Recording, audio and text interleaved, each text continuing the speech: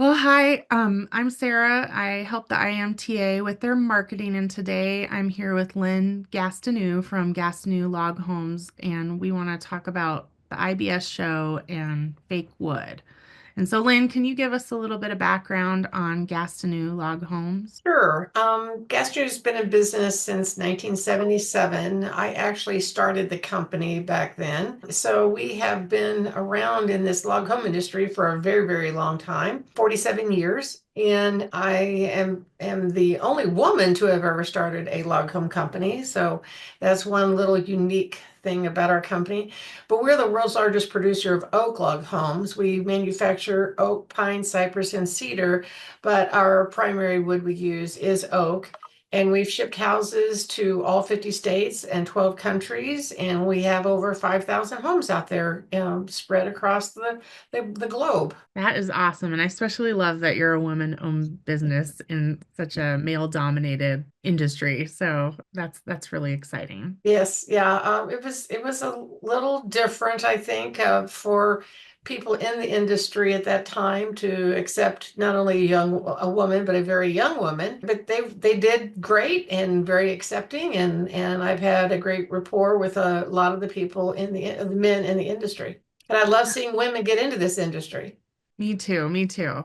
So you and I were at the IMTA board meeting because you're on the board, right? And so you were talking a lot about IBS, and it was interesting because there was a lot of like fake wood products. So I was wondering if you could, one, give us a background on the IBS show for people who don't know what that is, and then tell us what you saw there. The IBS is the International Builder Show, and it's put on by the National Association of Home Builders, and it's the largest construction-oriented trade show in the world, I think. At least I know it is in the United States. I have attended probably 30 times out of the last 47 years, and it is companies from all over the world come to exhibit at this show because they know that it is the best place to represent their product to U.S. builders. And it is actually fairly kind of an expensive show to attend if you're doing the educational sessions and all that. So it is the showroom or the exhibit space was over 5 million square feet, and they couldn't even fit all the products in there. There was probably a 5-acre exterior exhibit spot also. So that tells you how huge the show is. And there's whole sections that are of the show that are from China. There's whole sections of the show that are European. There's sections of the show that are Mexican. It's just a huge variety of building materials from all around the world that come there. They had, I think it was 85,000 attendees. So it's a very packed show, very, very well attended. And anything you want to see about the new products in the building industry, that's where companies come to exhibit. There's a lot of the national manufacturers, it's people like Whirlpool, Anderson Windows, big companies come and put on huge exhibits. Some of the exhibits themselves are like 5,000 square feet. So, and they spend a ton of money putting these exhibits on. So it is the place to go to learn about building products and the building industry in the United States. Very cool. I've yet to attend. I hope someday I can. It sounds amazing. It's very fun. I mean, I love going around and seeing everything that's new and what people are coming up with and all the great ideas. And it's really and in the log home industry, I always say you have 2 feet and one is in each industry. One is in the wood products industry and the other is in the construction industry. And you really have to be an expert in both in order to be successful in this business. That makes sense to me. Let's see. What was the fake wood products that you saw there at IBS? Because you said that there was just a ton of them. Well, the advantages of solid wood to me are so important to the our planet and to our economy, and that I don't think people realize those advantages. And when I went to IBS, I actually had to look for booths that had solid wood products. And I've noticed this happening over the last 10 years, especially that there's just been more of a proliferation of it, but it just really took me back this time and had how few solid wood products there were. Everything was some sort of man-made product with a very thin wood veneer on it to make it look like wood, but it was not wood. And the majority of these products are being made outside of the United States. There's some of it made here in the US, but the majority of it is made outside of the United States. And the marketing that they do, that these companies have done, is far superior to what you see marketing done by solid wood manufacturers. And I really think this whole issue is kind of snuck up on the solid wood people. And I can talk about that, but there's really very sophisticated marketing approaches that are being made where they're touting the advantages of these products over solid wood products. And there's nobody there touting the advantages of solid wood products over the fake wood products. So I think getting back to what I see as the deficiencies that have been made in marketing and promotion by the solid wood companies. And by solid wood companies, I'm meaning everything from hardwood floors, cabinetry, trim, railings, wood paneling for interior finishes, anything that you can think of that looks like wood. There's people that make all those things out of solid wood. And those people that are producing the wood products, my background, I grew up in the sawmill business, so this is my real background is the solid wood manufacturing. And I know my own family, they were all B2B. They sold as a business, they sold their product to another company who then did something with that product. They either milled it into hardwood floors or they milled it in, made cabinets, whatever they were looking for. But that's kind of, there's another step in there between the real wood manufacturers and the consumer. So there's someone that is usually typically doing something to that wood to put it into its final form. For instance, those people don't really care about the difference between real wood and fake wood and advantages pro or con. They're looking for what they can sell the most of, and they have been approached by other people that make these other products. And I don't think that the real wood manufacturers are really aware of what's been going on. You don't see them at places like IBS. They're not connected to builders.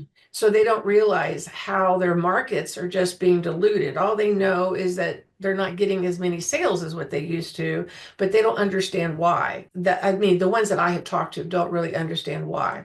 So it is something that I think that there needs to be some incentives and some promotional ways for people to not only understand why it's better to use real wood, but also to encourage people to use real wood. The reason I say this is because, like here in the state of Missouri, we are growing 3 times more trees than we're cutting every year. And as that's happened, what the result is that your forests become very old. And the trees, as they get older, they can decay, they can rot, they can get insect disease, they can get, they decay. That which is not good, doesn't do good for anybody, including the forest, as opposed to cutting our timber and sustainably harvesting our timber to where it is going to give us a healthier forest, particularly one what is not going to have as many forest fires, but also that we can produce these products, but you have to have a market for the products.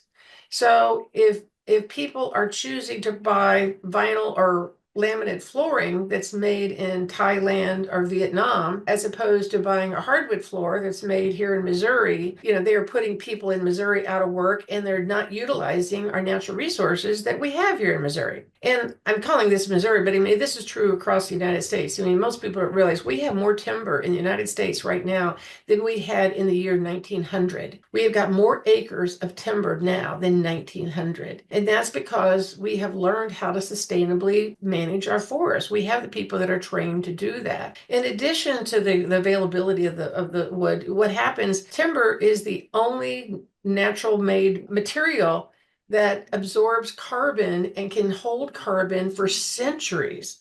Centuries. You take a hardwood floor that's 50 years old, that's in a house, it is still holding all the carbon that tree absorbed during its lifetime is still in those boards.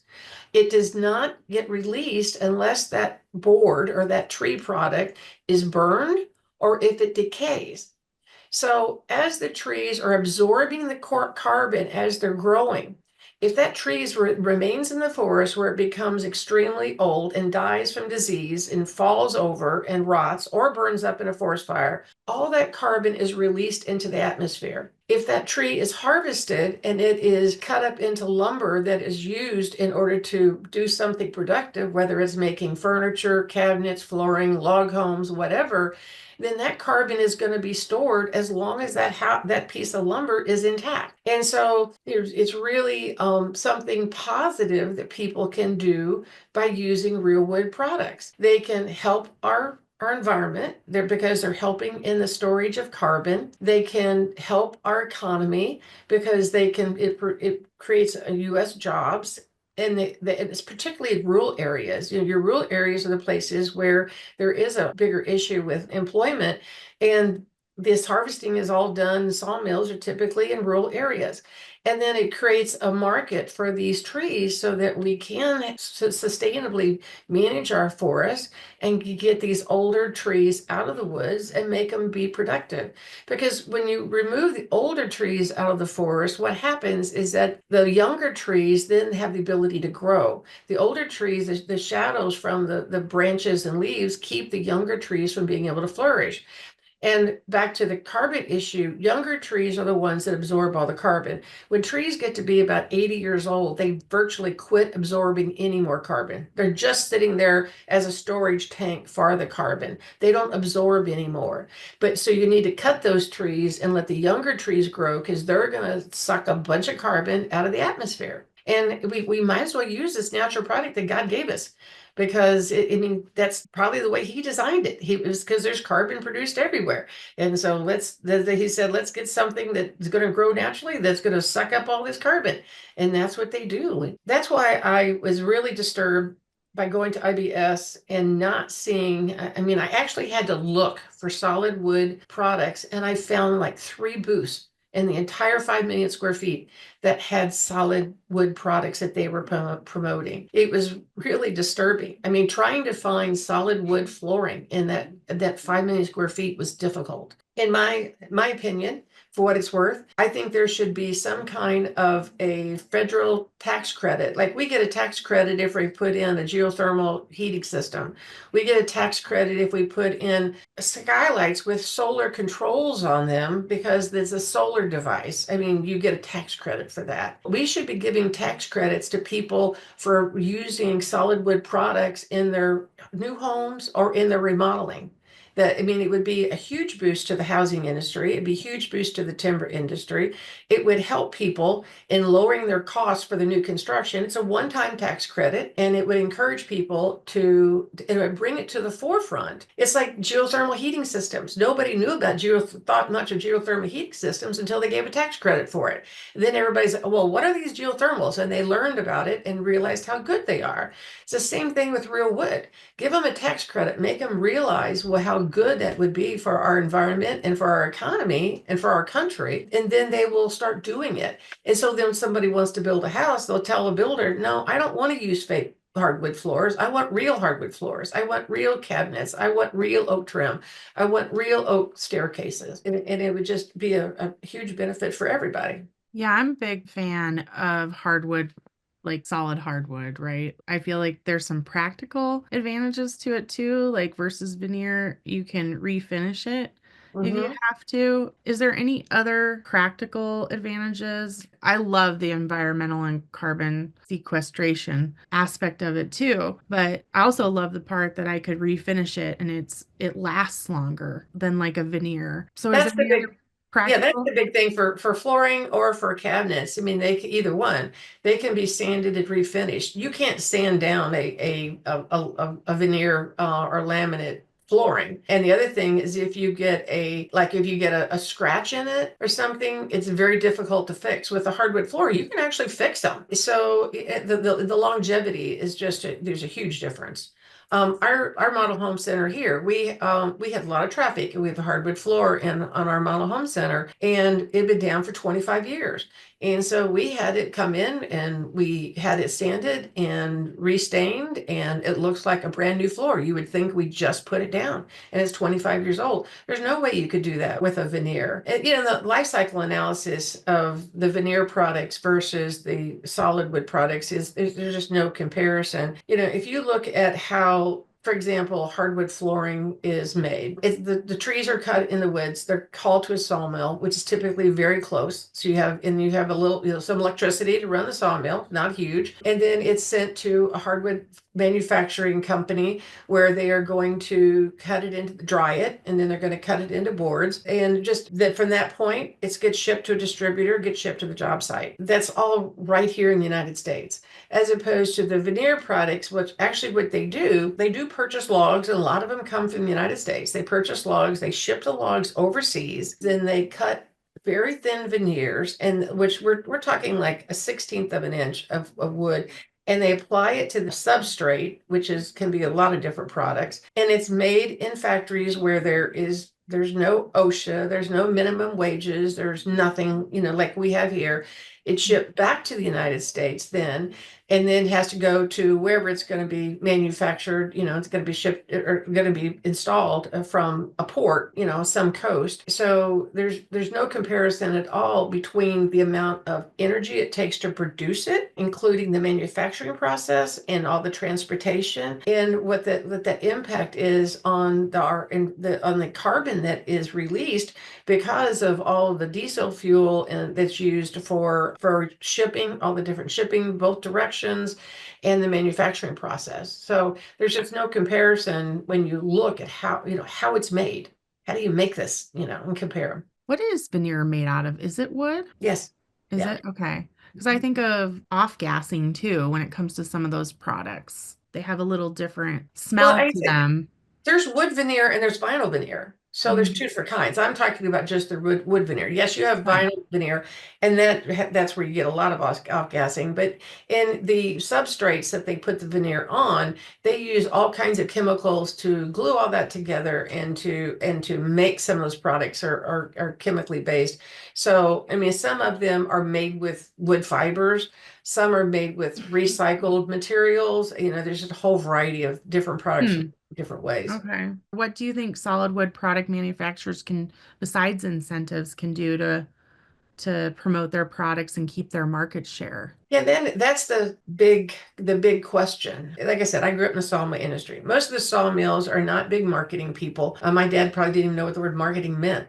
So they are hardworking. It's a business that is cyclical. So it's difficult business to run, but they love it. I mean, my dad loved having a sawmill, and I thought everybody knew how you just took trees and cut them up into boards. I didn't realize it was such a mystique growing up. But I think that I really don't know that the sawmill industry itself is in a position to really be able to effectively combat this because of the fact that they don't control what's presented to the end customer. I think it's going to have to come, I really think for the fastest and the most effective impact would be if it came in some way that's going to incentivize people to use the products. I think that the education is part of it, and that's like what we're doing here is making people understand. I really feel that some kind of legislative action where people can be given something to incentivize them to use real wood is the way to really get the awareness out there. I think after that awareness is there, the market will respond and it will happen. But I mean, we're a capitalistic society. You got to, it's that they will respond, and that's the only way I see to make it happen. Yeah, I think that makes sense too. Do you have anything else to add, Lynn? One thing that is available, the Missouri Forest Products Association, in conjunction with the University of Missouri, actually prepared a booklet that describes everything that I'm saying as far as about the harvesting of timber and the amount how the carbon is stored. And it compiles a lot of tests that were done over the years and really documents and shows what I'm saying is the truth. We've got documented testing and everything to prove these things. And if anybody would like to obtain a copy of that report, they can reach out to either myself or to the Missouri Forest Products Association in Jefferson City, Missouri, and they would be happy to send them a copy of it. We've got it in PDF form. We can even email it to you. But it's really eye-opening and very interesting reading. Yeah, I bet. Maybe that's something we can include when we send this out. What's the best way for people to get a hold of you? My email address is lgastineau@oakloghome.com, LGASTINEAU @OAKLOGHOME.com. Okay, perfect. Well, thank you for your time today. I really appreciate you Sure. educating us on this. I feel like it's really important. Hope I didn't ramble on too much. No.